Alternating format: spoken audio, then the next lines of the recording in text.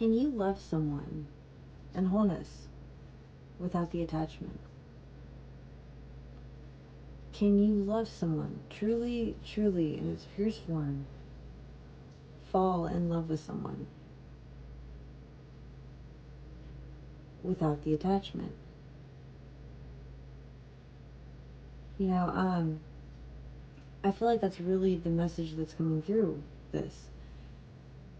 Learning how to nurture yourselves individually, seeing the roots, seeing what you want to plant, but at the same time, honoring the differences in your paths, honoring the convergence, but honoring the differences.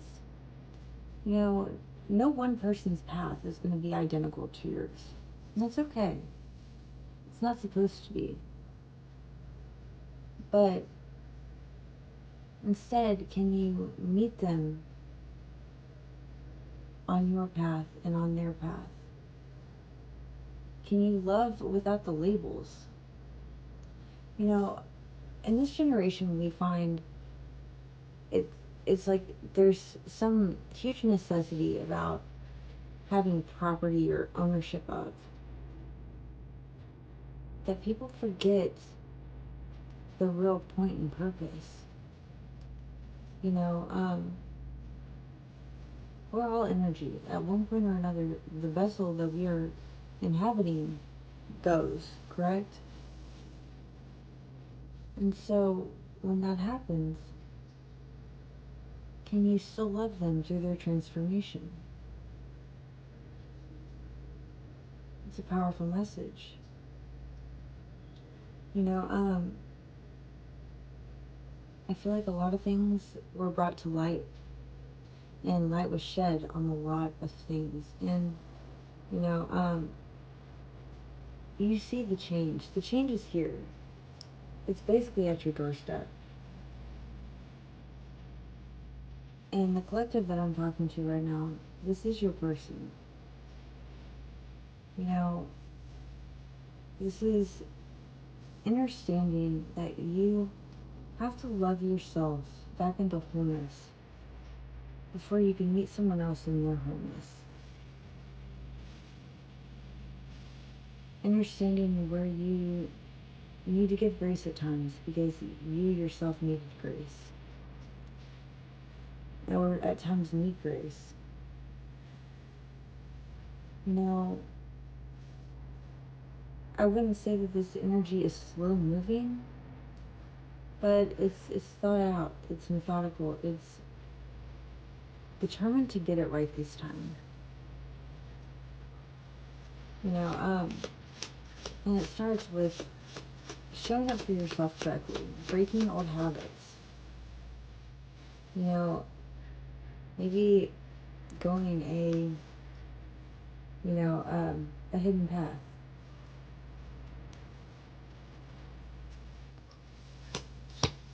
Being willing to open that door and see what's on the other side of it. You know, what feeds your soul and what starves it?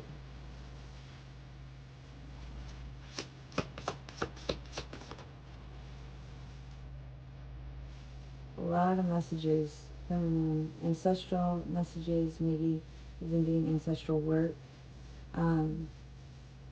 A lot of messages from the other side coming in, especially over this next month. You know, the veil is thinning with Samhain, but this is cleansing and cleaning. It's clearing your space, clearing your energy, clearing your mind, your head state. You know, showing up in clarity. And seeing what's been draining your life force around you.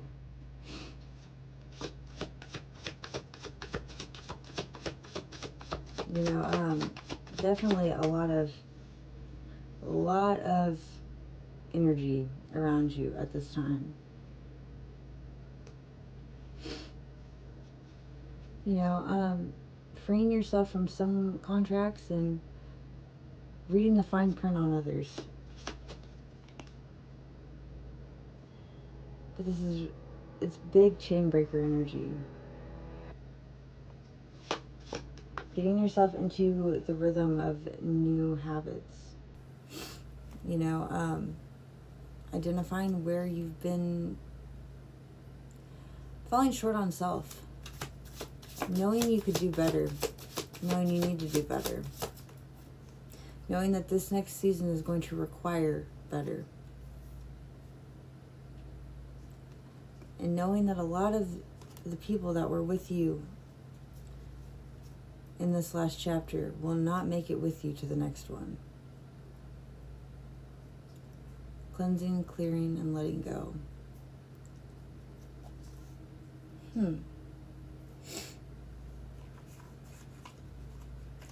All right. So angel numbers, we do have 603, 483, and 200.